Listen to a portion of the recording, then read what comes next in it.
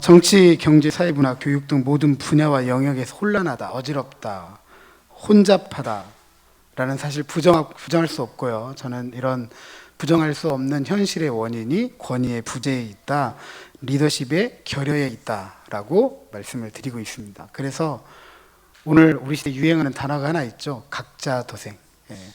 혼자 살아남아야 됩니다. 이 혼자 살아남아야 되다 보니까 자신의 욕망을 추구하기 위해서 주변을 도구화한다, 수단화한다, 최소한의 사람에 대한 존중도 부정한다, 정의가, 공의가 왜곡된 세상을 우리가 살아가고 있다. 그런 시대가 우리 시대였고 우리가 살펴보고 있는 사사 시대였다라고 말씀을 드렸습니다. 이스라엘은 왕이신 하나님의 정복전쟁 온전히 수행해야 됨에도 불구하고 자신들의 승리를 하나님께 영광을 돌리기보다는 자신들의 경제적인 이익과 부를 쌓았고, 경제적 이익과 부를 쌓는 일에 있어서 가나안의 종교까지도 마다하지 않았음을 살펴보았죠. 이런 이스라엘의 태도는 하나님을 알지 못했다, 하나님께서 행하신 일을 알지 못했기 때문이다라고 사사기 저자가 우리에게 가르쳐주고 있습니다. 하나님이 이런 이스라엘을 타락, 심판, 구원, 다시 재타락이라는 이 네 가지 틀을 통해서 이스라엘을 가르치시고 다스리셨는데, 첫 번째 사사인 온니엘을 통해서 이 혼잡하고 어지럽고 혼잡한 세상의 이상적인 사사의 모습, 올바른 사사직은 어떻게 행해야 되는지 우리에게 잘 가르쳐 주었습니다. 그건 하나님께 대한 헌신이었죠. 하나님은 악을 행한 이스라엘에 대해서 모압왕 에글론에게 18년 동안 넘기셨고, 고통 중에 있던 부르짖는 이스라엘을 구원하도록 왼손잡이 에훗을 사용하셨습니다. 그리고 삼가를 통해서 소모는 막대기로 블레셋에서 이스라엘을 구원하도록 하시기도 했습니다. 이 두 인물을 통해서 우리가 알 수 있었던 것은, 이해할 수 없는 삶을 살아가지만 이해할 수 없는 일을 통해서 자신의 백성을 구원하시는 하나님의 놀라운 일들을 우리가 나누었습니다. 그래서 우리는 크신 하나님 앞에서 겸손해야 된다, 그 하나님을 믿고 의지해야 된다라는 것을 우리가 나누었습니다. 오늘 본문은 2장 19절에서 언급했던 것처럼 사사가 죽은 후에 이스라엘이 죄를 범했던 이야기로 시작을 합니다. 모압 왕 에글론의 18년 지배를 끝낸 에훗이 죽은 후에 이스라엘이 하나님의 큰 구원을 잊고 또 여호와의 목전에서 악을 행했습니다. 또는 다시로 번역할 수 있겠죠. 이 단어는 어떤 행동이 반복적이고 그리고 전형적인 패턴을 이루었다라는 것을 의미합니다. 사사기에서는 이 단어를 반복해서 사용하고 있어요. 그래서 이스라엘이 하나님 앞에서의 태도가 갈수록 악화되었다, 더 나빠졌다라는 것을 묘사할 때 또 이렇게 강조합니다. 이런 이스라엘의 타락에 대해 하나님께서 심판하십니다. 이번에는 하솔을 통치하는 가나안 왕 야빈의 손에 이스라엘을 파셨습니다. 파셨다라는 단어, 이스라엘의 신분을 말해줍니다. 물건을 사고 팔 때, 그죠? 그 소유가 변화가 되잖아요. 그죠? 하솔을 지배하는 가나안 왕 야빈에게 이스라엘을 파셨다라는 것은 이스라엘이 누구의 소유가 되었다? 야빈의 소유가 되었다. 그 말은 종이 되었다, 노예가 되었다, 이런 말입니다. 이스라엘은 애굽에서 종되었었잖아요. 그런데 하나님께서 출애굽을 통해서 이스라엘을 해방시키시고 자유하게 하셨습니다. 그런데 지금 다시 이스라엘의 악에 대해서 하나님께서 야빈의 손에 파셔서 종이 되게 하셨다. 그러니까 이스라엘이 종이 되고 이스라엘이 자유자가 되고 다시 종이 되는 이유는 물론 이스라엘의 악 때문이기도 하지만 하나님께서 넘기셨기 때문에, 하나님께서 파셨기 때문에, 결국 이스라엘의 운명은 누구의 손에 있다? 하나님의 손에 있다라고 우리에게 이야기해 주는 것입니다. 하지만 이스라엘은 자신의 신분이 하나님께 있다라는 것을 잊고 있는 거죠. 우리가 할 수 있으면 이렇게도 할 수 있고 저렇게도 할 수 있다라고 하는데 야빈 왕의 손에 넘어갈 줄은 생각지도 못했던 일이죠. 어찌되었든 이스라엘은 하나님 앞에서 악을 행하고 야빈의 20년의 지배를 받게 됩니다. 그런데 20년의 야빈의 지배가 앞서 모압왕 에글론의 지배와는 비교가 되지 않아요. 왜냐하면 야빈은 군대 장관 시스라를 곁에 두었습니다.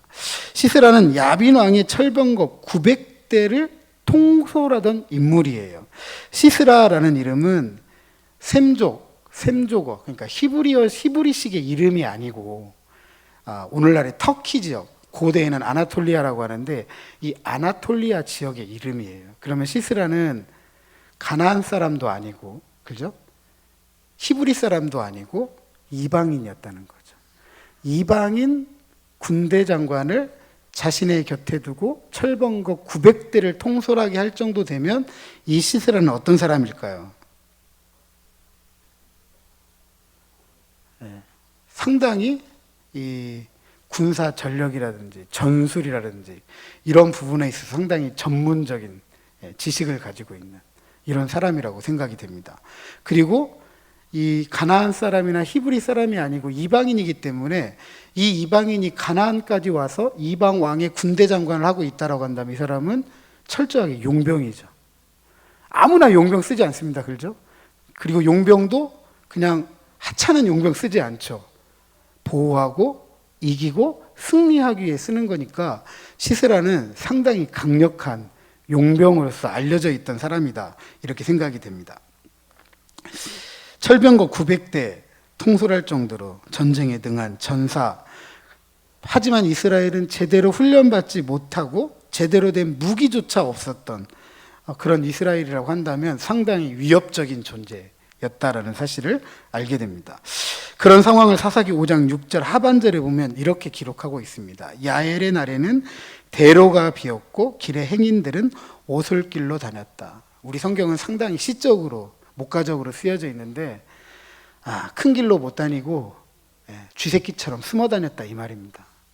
그러니까 야빈 왕의 통치가 얼마나 험했던지 큰 길로 다녀서 눈에 띄고 싶지 않은 거예요.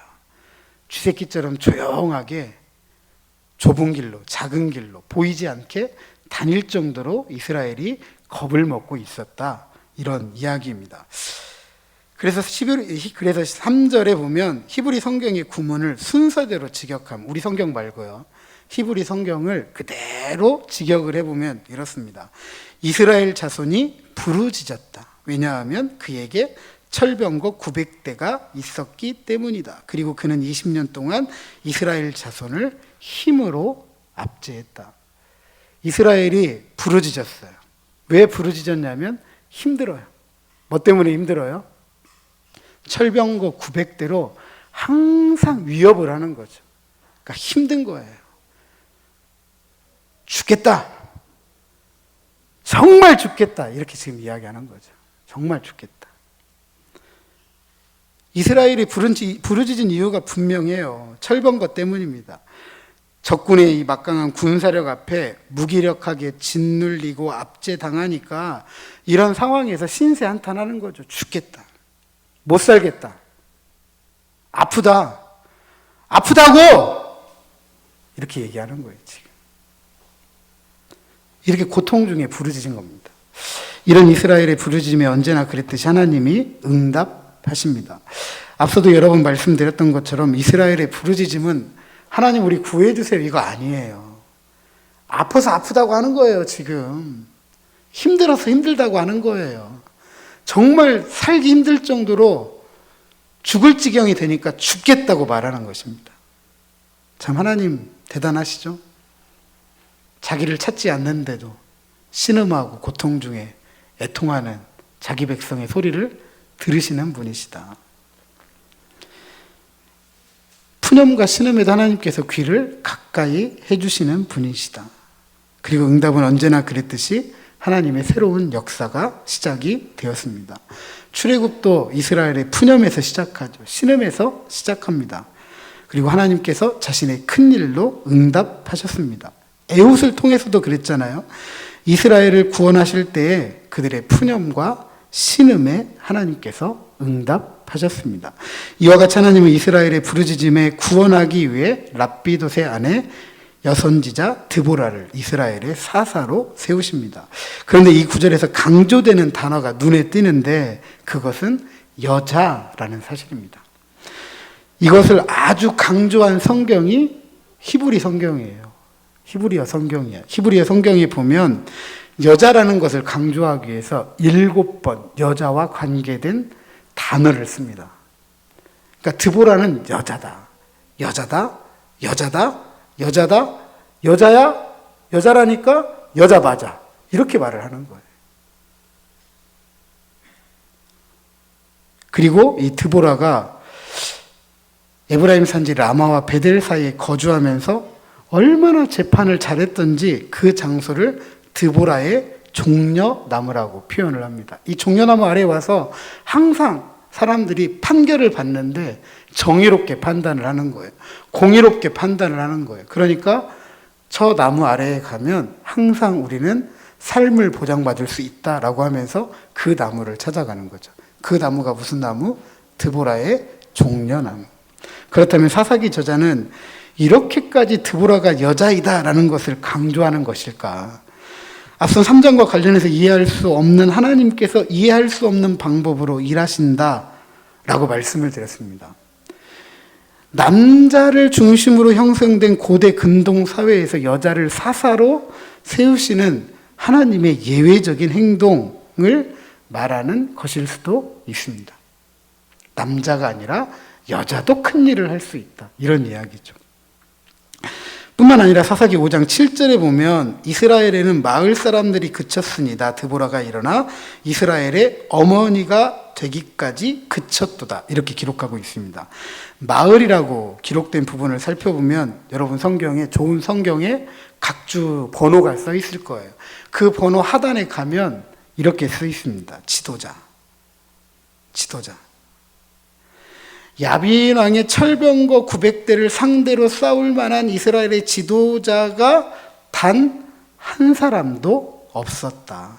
즉 드보라가 이스라엘의 어미가 될 정도로 이스라엘의 남자들의 사기가 얼마나 꺾였던지, 드보라처럼 정의롭게 재판할 수도 없고 백성을 지도할 수도 없는 남자들의 무능력함을 지금 고발하는 겁니다. 그렇다면 종려나무 아래 이 여선지자 드보라는 야빈왕의 잔혹한 20년의 통치를 끝내고 이스라엘의 참된 정의를 실현하는 사사의 역할을 어떻게 감당할 수 있을까? 어떤 역할을 할 수 있을까? 우리가 한번 생각해 보아야 되겠죠. 성경에서 드보라와 같이 선지자이자 백성을 다스렸던 지도자가 딱 2명 더 등장합니다. 모세와 사무엘입니다.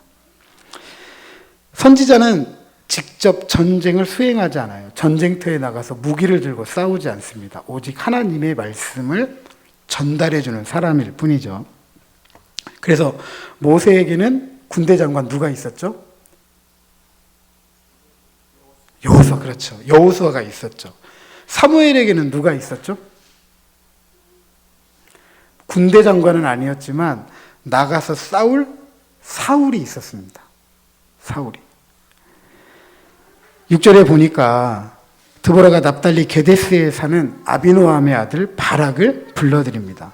그리고 바락에게 하나님의 말씀을 전합니다. 6절 하반절 7절에 보니까 이스라엘 하나님 여호와께서 이같이 명령하지 아니하셨느냐? 너는 납달리 자손과 스불론 자손 10,000명을 거느리고 다볼산으로 가라. 내가 야빈의 군대 장관 시스라와 그의 병거들과 그의 무리를 기손강으로 이끌어 네게 이르게 하고 그를 네 손에 넘겨주리라 하셨느니라.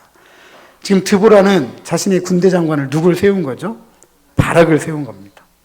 하나님께서 말씀을 주셨는데 납달리와 스불론의 지파 10,000명을 모아가지고 다볼산으로 가라. 그러면 내가 시스로와 그 병거와 백성들을 기송강으로 불러드리겠다. 네. 그리고 네 손에 넘겨주겠다. 승리하게 하겠다. 전술 전략 가르쳐주고 심지어 승리까지 보장을 해 주었습니다. 이끌다라고 하는 이 단어는 잡아당긴다, 끌어오다 이런 의미예요.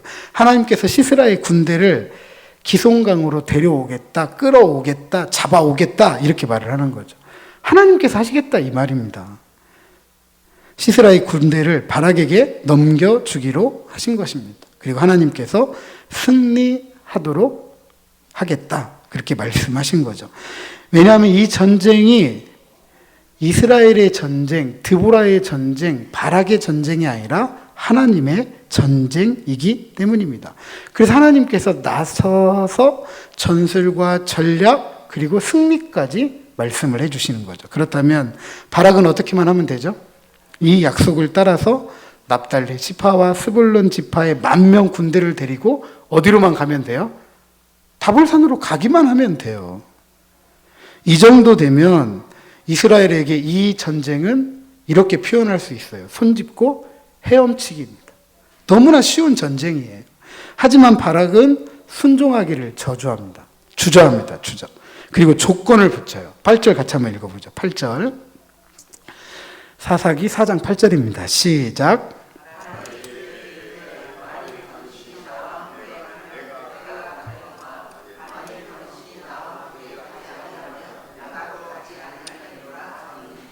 아멘. 앞서 이스라엘 백성들을 이끌 만한 남자가 없었다 했잖아요. 그런데 그 남자의 대표적인 인물이 지금 바락이에요.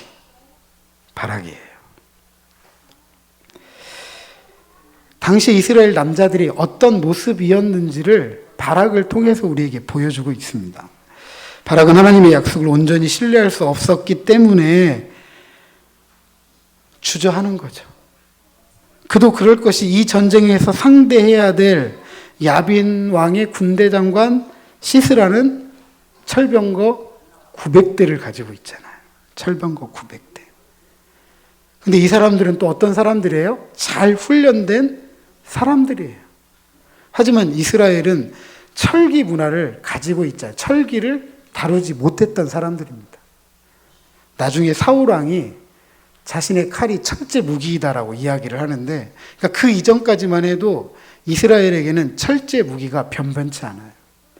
그러니까 전쟁에서 상대가 되지 않는 겁니다. 오늘 아침에도 뉴스 봤더니 이 북한의 영변에서 이 원자력 발전소 핵가동을 멈췄대요. 소식이 그래요. 핵가동을 멈추고 거기에서 플루토늄을 추출하려고 한다. 플루토늄을 추출한다는 것은 핵폭탄을 만들기 위함이다. 이렇게 이야기를 합니다. 뭐 그 정도 거기에서 한 70kg 정도 추출한다고 하는데 그 70kg 정도 되면 핵폭탄 한 13, 14개 정도 만들 수 있다고 이야기를 해요. 세계가 벌써 또 깜짝 놀랐습니다. 예의주시하고 있고, 저희 나라도 미국과 지금 연계해서 조사 중에 있다 이야기를 하는데, 핵하면 우리 전부 겁먹잖아요. 왜 겁먹죠? 너도 죽고 나도 죽고 우리도 죽으니까요. 그런 것처럼 지금 이 철병거 앞에서 바락이 그런 모습인 거예요. 이러지도 못하고 저러지도 못하고.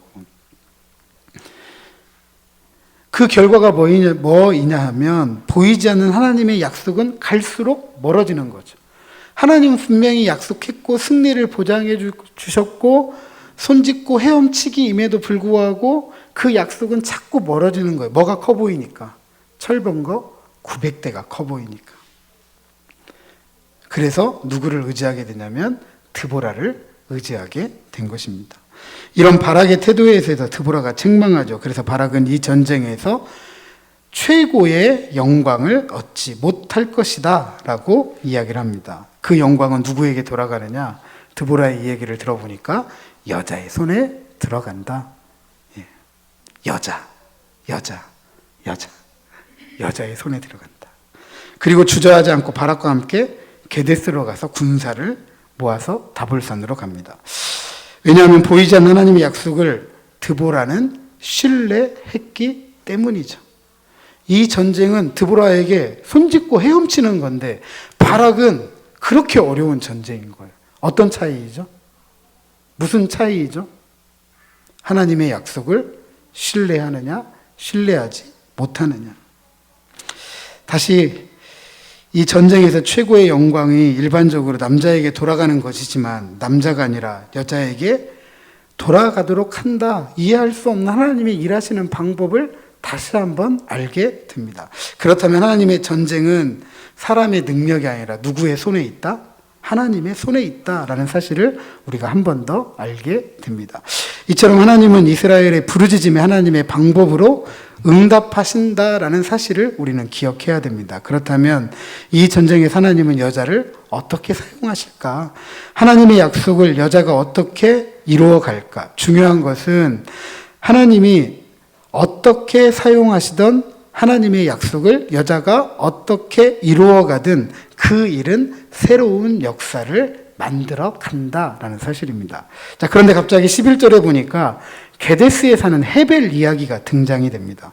모세의 장인 호밥의 자손 중 겐 사람이라고 하는데 갑작스러운 헤벨의 등장이 당혹스럽기도 하지만 이 사사기를 기록한 저자는 아주 계획적으로 이 전쟁이 시작하는 이 본문에서 가장 먼저 기록하고 있습니다. 그것은 이 전쟁에서 헤벨과 관련된 사건이 뭔가 만들어진다라는 것을 배경적으로 이야기를 해주는 거죠.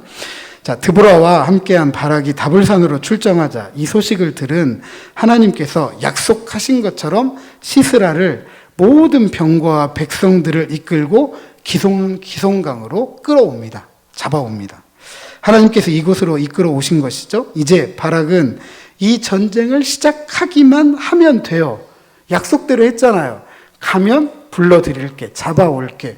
그러면 하나님께서 약속하신 것처럼 됐네라고 하면서 바로 전쟁을 시작하면 되는데 바락은 이 전쟁하는 걸 또 주저해요. 또 주저합니다.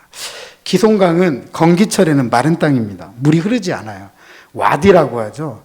건기철에는 마른 땅인데 우기가 되면 조금의 비가 내리더라도 이 비는 굉장히 큰 비가 됩니다. 그래서 큰 강을 이루어요. 큰 강을. 성지순례 가면 건기철과 우기철에 좀 나누어서 가시면 좋은데 건기철에 가면 와디는 물을 볼 수가 없어요. 다윗과 골리앗이 싸웠던 장소도 와디예요. 와디예요. 근데 이 건기철에 가면 자갈밭이에요. 여기가 강이라고 하면 이해할 수가 없어요. 건기철에 싸운 거죠. 거기에서 물맷돌 골라가지고 물매를 돌려가지고 골리앗을 쓰러뜨린 거죠. 이게 와디가 그런 곳이에요. 건기철이었다라는 거죠. 왜냐하면 시스라가 철병거를 가지고 이곳에 올 정도가 되었으니까 철병거니까 얼마나 무겁겠어요. 그것이 굴러갈 수 있는 땅이니까 굉장히 메말랐던 땅이다라는 것을 알 수가 있습니다. 그럼에도 이제 이런 상황을 보니까 이 바락은 전쟁할 생각을 못 하는 거예요. 수많은 말들이 철병거 900 얼마나 컸던지는 모르겠지만 보통 사람들이 이렇게 이야기하더라고요. 이 당시에 철병거는 철 바퀴가 6개가 달렸다. 그러니까 세 쌍이 붙어 있는 거예요. 상당히 큰 거죠. 그러면 굉장히 무겁겠죠. 그럼 말 한 필이 끌더라도 철병거 900대니까 900필의 말이 끌었을 테고 만약에 두 필이 끌었다고 한다면 1800마리의 말이 끌었겠죠. 4마리가 끌었다고 한다면 3600마리. 생각해 보세요. 말이 900마리, 말이 1800마리. 거기에 철병거를 다루는 군사들, 그 뒤에 보병들, 이 굴러가는 소리, 말 발굽 소리, 아마 오늘 우리식으로 표현하면 지축이 흔들린다 이렇게 표현할 수 있을 것 같아요. 그런 모습을 본 바락이 싸울 엄두가 안 나는 거죠. 싸울 엄두가. 그러니까 다시 한번 드보라가 전쟁을 독려합니다. 14절 상반절 같이 한번 읽어보시죠. 드보라가에서 아니하시느냐 하는지라. 시작. 드보라가 바락에게 이르되 일어나라. 이는 여호와께서 시스라를 내 손에 넘겨주신 날이라. 여호와께서 너의 앞서 나가지 아니하시느냐 하는지라. 지금 이 약속을 보면 하나님께서 지금 전쟁을 시작하셨는데 너 뭐하냐? 하나님 앞서 나가지 않았느냐? 빨리 나가라. 출정해라. 이 말하는 거죠. 이에 바락이 10,000명의 군대를 거느리고 다볼산에서 기송강으로 내려갑니다. 그러자 이상한 일이 벌어지기 시작해요. 15절 말씀에 철병거로 잘 무장된 시스라의 최고의 군대가 보병, 그것도 중무장하지 못한 이스라엘 병사들 앞에서 혼란에 빠졌다라고 기록합니다. 얼마나 정신이 없었던지 시스라가 싸워보지도 못하고 병거를 버리고 걸어서 도망갔다. 지금 마음만 급한 거예요. 이렇게 도망가지 않으면 살 수가 없겠다 생각되니까 다 필요 없고 다 놓고 도망가는 거죠. 사사기 5장 20절에 보니까 이렇게 기록해요. 이 전쟁을. 별들이 하늘에서부터 싸우되 그들이 다니는 길에서 시스라와 싸웠다. 지금 이 전쟁을 뭐라고 표현하냐면 별들이 하늘에서부터 싸웠다. 그리고 시스라와 싸웠다. 이렇게 표현해요. 무엇이 싸웠다고요? 별들이 싸웠대요. 그럼 별들이 뭔지를 알아야 되잖아요. 고대 근동 문학에서 별들은 폭우로 상징이 됩니다.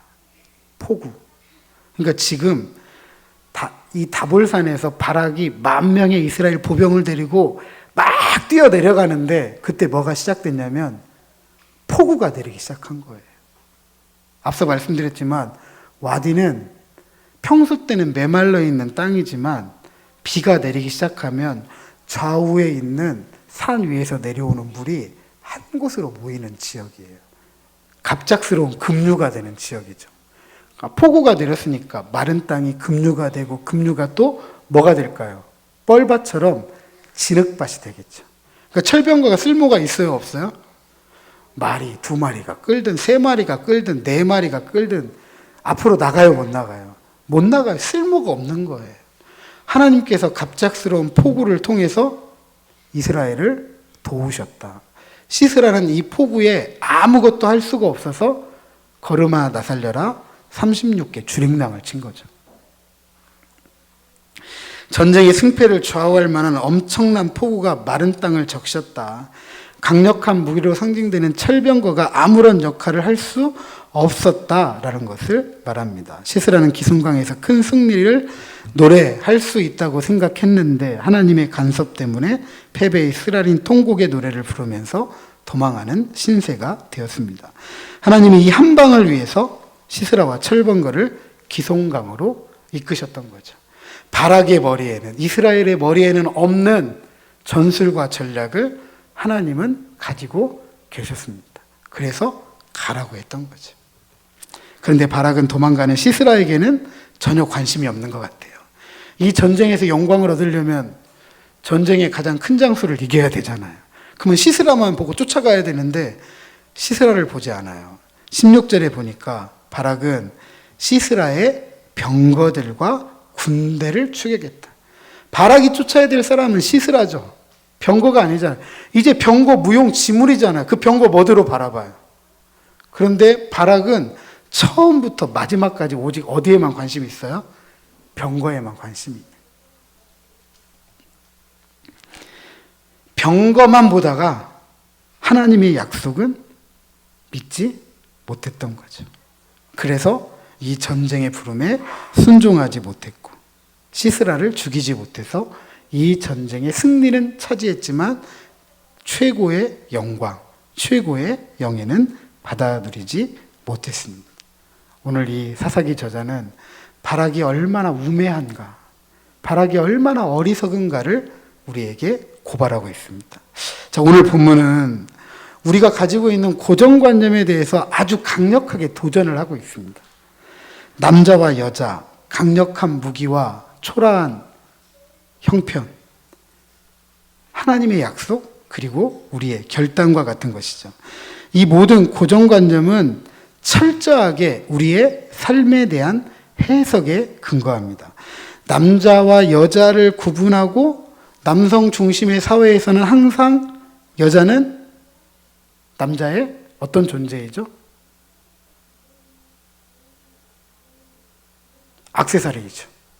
액세서리.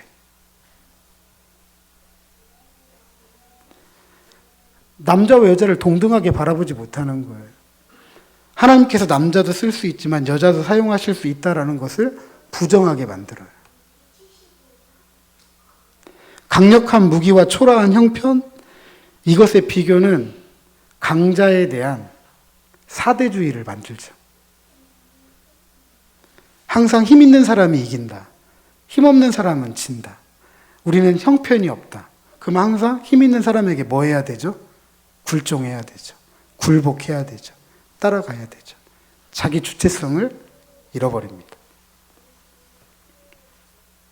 특별히 약육강식, 적자 생존이라는 정글의 법칙 속에 살아가는 우리들의 생존 경쟁에서 살아남지 못하는 거예요. 나는 약하니까. 나는 형편없으니까. 나는 원래 그래. 이런 식으로 자기를 너무 비하하게 돼요.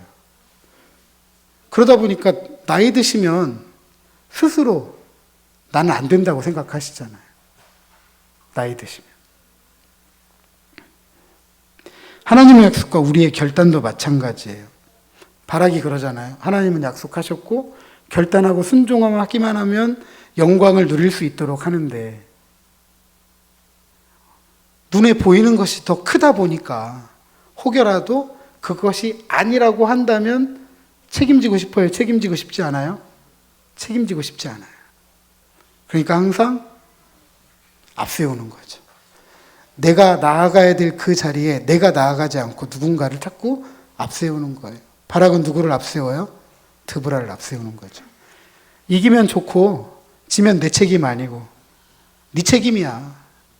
이런 식의 태도. 이런 고정관념 때문에 성경을 성경대로 믿지 못하는 거예요. 이런 고정관념 때문에 하나님을 하나님으로 이해하지 못하는 거예요. 그냥 내가 알고 있는 것 속에 모든 걸 가두어놔요. 그거 전부인 것처럼. 이것이 얼마나 우리의 신앙생활을 좁게 하고 편협하게 하고 왜곡되고 비뚤어지게 하는지 몰라요. 저를 가르쳤던 교수님은 이렇게 표현해요. 상상력에 사육되었다. 상상력에 사육되었다. 사자는 어디를 뛰어다녀야 되죠? 야생을 뛰어다녀야 되잖아요. 그런데 사자를 우리에 가두고 시간이 되면 닭고기를 주고 소고기를 주고 돼지고기를 주면 얘는 나가서 자기가 먹어야 될 때, 잡아서 먹어야 될 때 먹을까요? 못 먹을까요? 못 먹죠. 왜 그래요? 그 사자는 그게 전부인 줄 아는 거예요.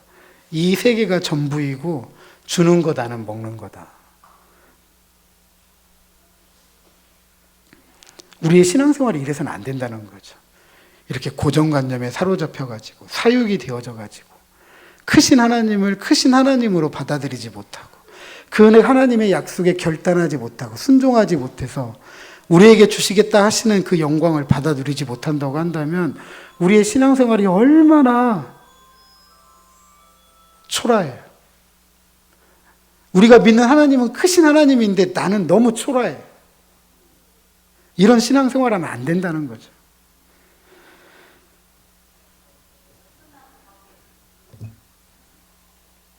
그래서 우리는 한 번 더 우리의 고정관념들을 깨뜨릴 필요가 있습니다. 첫 번째로 믿음의 용기가 없는 특별히 남자분들은 각성하시기 바랍니다.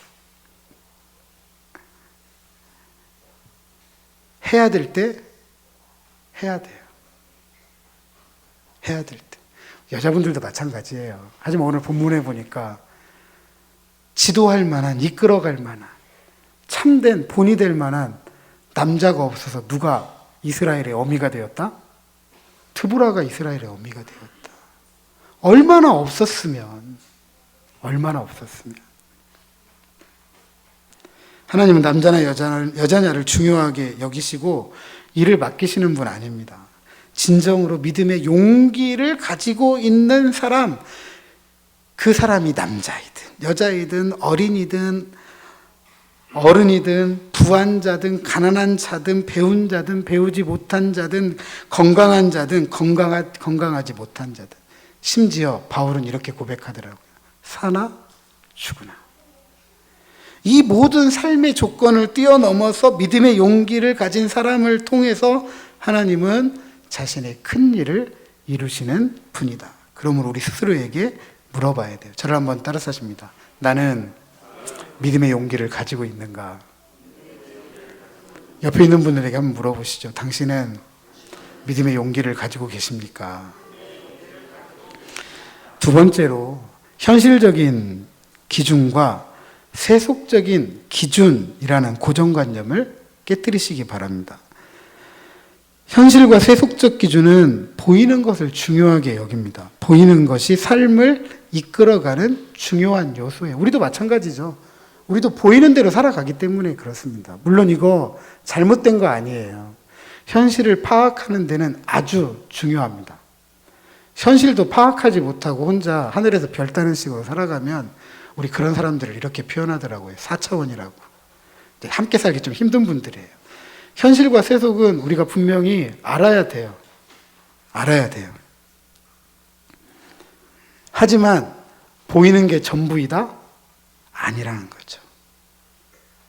성경은 보이는 것이 전부가 아니라고 합니다. 무엇보다 중요한 것은 하나님은 보이지 않는 분이라는 사실, 또 그분이 하시는 일이 우리 눈에 보이는 것을 뛰어넘어 상상할 수 없는 방식으로 일하신다라는 사실입니다. 그래서 수요일 날 우리가 예배 나오시는 분들과 함께 부르는 찬송 중에 이 브릿지 부분에 이런 부분들이, 이런 가사 내용이 나옵니다.